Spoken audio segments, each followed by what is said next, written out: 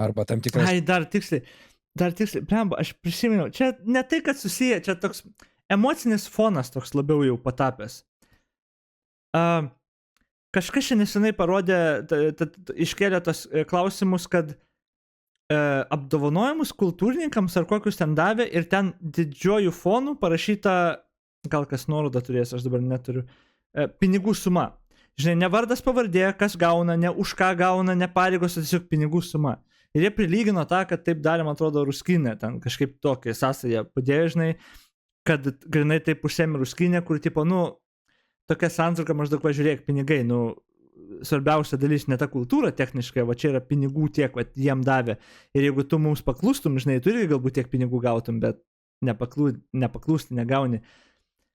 Ir va, kai va tokį va padaro, techniškai, įsivaizduokim, ir aš taip, pamačiau, praeitoje kadencijoje kažkas tai padarytų, net minties nebūtų, kad čia, ar piktavališkai padarė, gal kažkas būtų pasakęs, kad čia tikrai neskoninga ir, reiktų taip nedaryti, nes tai gali būti klaida, gali nepagalvoti, gali tiesiog dizainą pasirinkti gražų, gali tą padaryti, žinoma. Ir va praeita vyriausybė būtų padarius tokį, bet, jo.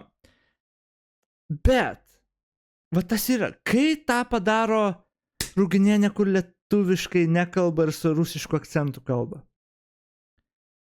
Tada tu paklausai vidaus reikalų ministrą, ten labai stiprus akcentas. Tave tada jau ir akcentai pradeda triggerinti Seime, kai, kiekvieną posėdį įsijungi ir girdit akcentus. Ministrai, akcentas, premjerė, akcentas tiesiog. Ir tada tu jau nenori, smegenys pradeda triggerintis, tu pradedi to ir kalbos nekęsti ir akcento nekęsti, kas nėra gerai jau, kai kitokio lygio dainam. Tie patys žmonės, čia tu posėdis įsijungi, jo, fuck this. Bet jau, tada tie patys žmonės pasakoja, kaip kažkas Lietuvą, kiršina. Bet tipo, jūs literaliai egzistuodami dabar jau net kiršinat Lietuvą. Ir čia tokios pasakmes, kokios gilios pasakmes yra, kai vyriausybė praranda pasitikėjimą, nuo pirmos dienos apgauna visus, praranda pasitikėjimą, jo, kažkokį jie turi pasitikėjimą, bet iš esmės gan didelį pasitikėjimą jie prarado.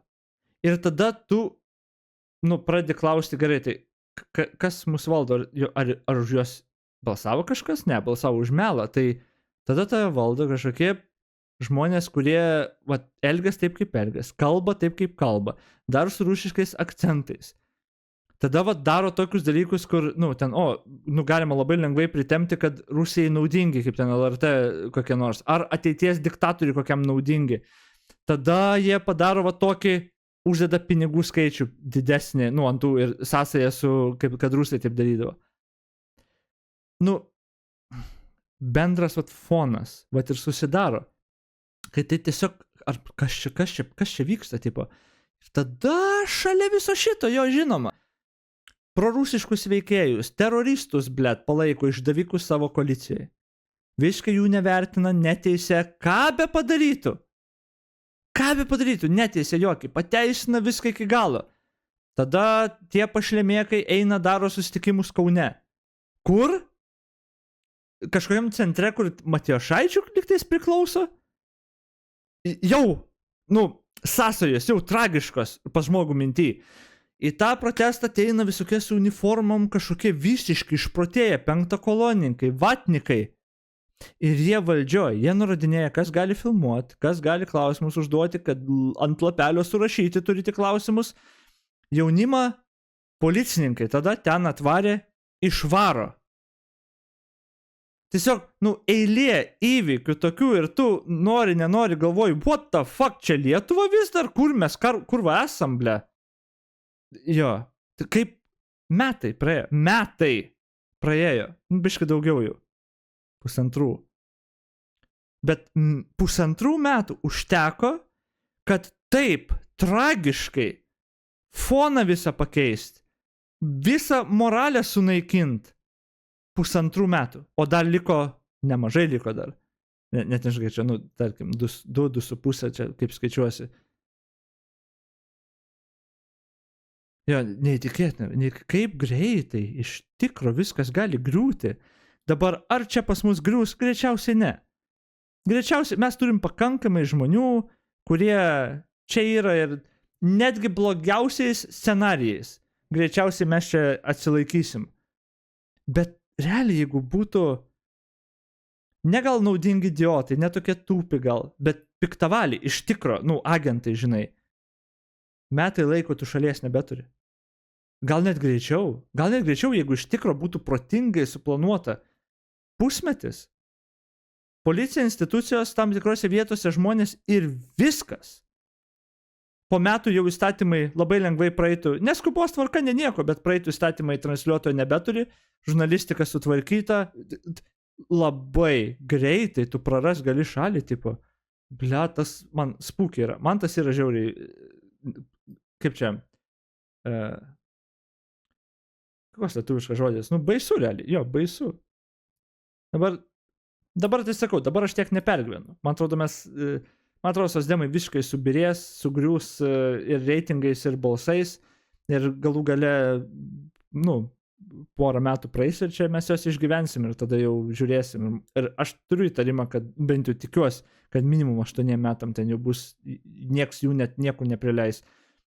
Bet, iš tikro, jeigu užmiega žurnalistai, jeigu užmiega visuomenė, pusmetis, metai, tu šalį prarandi. Kokia tu bebūtum? Kokia bebūtum korupciniuose indeksuose, kokia bebūtum ten laisvės indekse, žmogaus išsilavinimo, kokia tu šalis bebūtum. Labai greitai šitie pakeitimai vyksta. Labai greitai. Jeigu tik yra suinteresuota šalis su šiek tiek proto ir resursų. Institucijos, kurios turi stebėti situaciją ir turi matyti, kad kyla grėsmė nacionalinės svarbos objektui, tai čia jau net ne apie, mes kalbam Mindaugą šiuo atveju, ne? Turbūt kaip norėtų kai kas vėl eilinį kartą jaunus žmonės sumenkinti, ne? Kad jie čia nieko nesupranta, kad jie čia dar kažką, čia dabar labai populiaru.